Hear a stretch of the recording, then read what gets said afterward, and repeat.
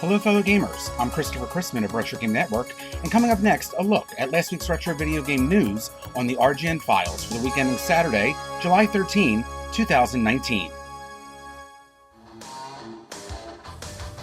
In the RGN files this week, Konami has officially announced the complete game list of their upcoming TurboGrafx 16 mini consoles, alongside of the release date as well as distribution details. The company surprised gamers at last month's E3 convention with the announcement of the system, which will follow in the footsteps of other retro throwback consoles that have been released in recent years. Unlike other mini console libraries that have been released in multiple regions, the game selections for all models of the TurboGrafx 16 Mini will be nearly identical.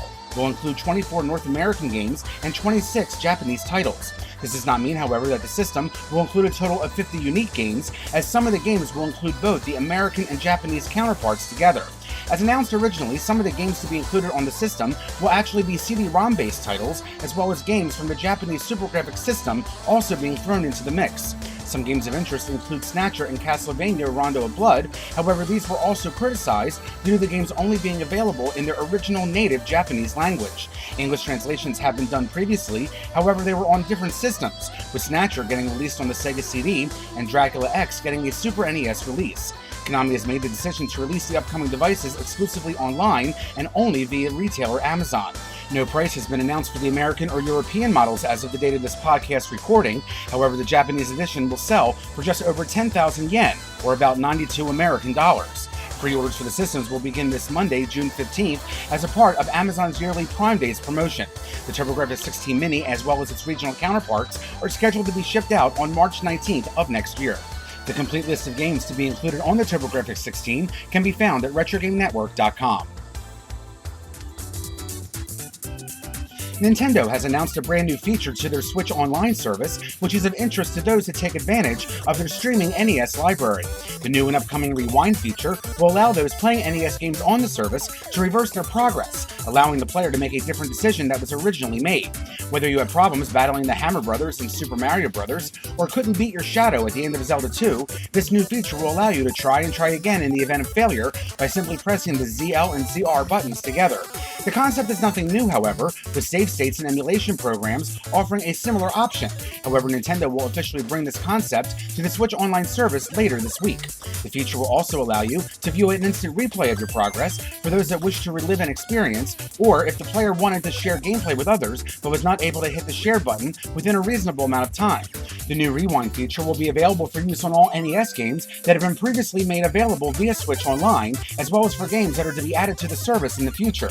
It can also be assumed that the feature will also cross over to other streaming consoles in the event that becomes a reality at a later date. However, this has not yet been confirmed. Nintendo also announced the two new games that will be joining the ever-expanding NES library on the Nintendo Switch Online service, with Donkey Kong 3 and Wrecking Crew both being added to the lineup.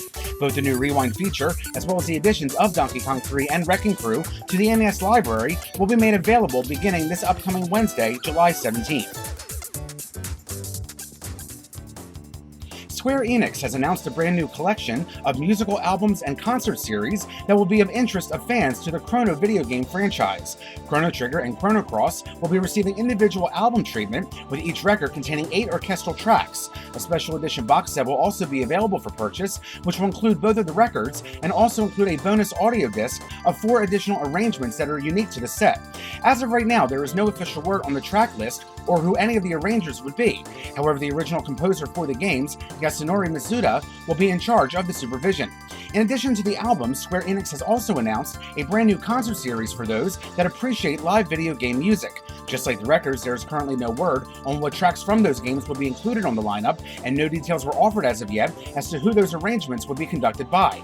Currently, there are 2 events scheduled within Japanese prefectures, with a concert in Osaka happening on September 7th of this year, which will also be the same date of the release of the 2 records. A second concert will be taking place in Tokyo on October 27, 2019. Please note that this last February, Square Enix had announced a special Chrono Cross concert set that was to be held in Japan this upcoming November, but this new concert series announcement is a unique project and not related to the previous announcement. The physical albums are currently planned to sell for about 3,300 yen, or about $30 per album, while the box set will run you 8,000 yen, approximately $74 American. There is currently no word on if the albums will be offered digitally, however international shipping will be made available. A new homebrew title has been developed for the MSX2 series of computers that is currently now available for pre-order. The game, called The Sorrow of Gadlan Thur, was created by Kai Magazine Software, a Spanish-based development homebrew team that has programmed a variety of new games for the MSX2 computer previously. Legend has it that an ancient orc king named Gadlan Thur conquered much of the known world with the help of a powerful magical object, but the power of the object turned against him and he ended up losing his tribe and everything he loved. They say that he died alone, drowned in an unbearable sadness, and since then that object is now known as the Sorrow of Gadlan Thur. The Homebrew is a combination action and role-playing game where you explore an open world where you would find objects and weapons, all the while gaining new and diverse skills as you explore the areas. Just like in traditional RPGs, village locals will give you clues and sell you items, while monsters will be attempting to hunt you down as you look for the Sorrow of Gadlan Thur. The game supports both PSG and SCC music, albeit the latter only externally when connected within Slot 2. You can alternate between musical modes by means of holding a key down during the start of the game. You can also save your progress by using a password method. 25 cartridges of the game have already been completed with the SCC function included. However, future versions of the game will not offer this feature due to an exhaustion of available media. Future copies of The Sorrow of Gadlan Thur are being offered for pre-order at this time and sell for €42 plus shipping, approximately $47 American. Shipments of pre-existing orders are scheduled to begin by the end of this month, with new orders slated to begin shipping within the next 2 months. And finally, this week, shoe giant Nike has announced the latest entry in their Nike Air Max 97 lineup, which is inspired by the Nintendo 64 video game console.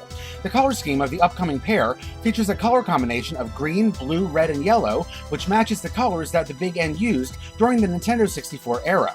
The upper part of the design is constructed of a light gray colored mesh, complete with matching leather overlays that mimic the controller of the retro console. Another nod to the controller comes to us within the mudguard, which is covered with a triangular print as a homage to the company's legendary D-pad. Each of the tongues of the shoe show off either a power or reset marking, just like the original Nintendo 64 console offered, which also feature an appropriate style lettering. Also using authentic like font styles comes to us in the form of the heel tabs, which display the words Air Max typefaced using Nintendo's classic logo. The inner padding of the shoes display the phrase designed in 1997 and is written in an ESRB style marking that matches the original late 1990s era design that was found on cartridges, optical disc media, as well as the game boxes. In an error on Nike's part, however, the designed in 1997 exclamation that is found on the inner soles is historically inaccurate, as the Nintendo 64 video game console was originally launched in 1996, the preceding year. Nike has not yet announced a date that the footwear will be made available for purchase. However, the company has stated that the shoes may be available as early as later this year. Plus, no actual official retail price has been publicly announced as of yet. However, similar styles and color schemes of Nike Air Max 97s typically retail within the mid-$100 range. That's it for this week's edition of the RGN Files. For those listening on VGM on FM, please stay tuned. There'll be more music coming up shortly. For complete details of any of this week's stories, visit RetroGameNetwork.com. And don't forget to check us out on our social media outlets on Facebook, Instagram, and YouTube at Retro Game Network, and on Twitter and Twitch at RetroGameNet. For the RGN Files and Retro Game Network, I'm Christopher Chrisman. This week's news story is sourced by the following: IGN, Indie Retro News, Kai Magazine Software, Konami, Kotaku, Nike, Nintendo Wire, Pro Sports Extra, Soul Collector, Square Enix, VGM Online.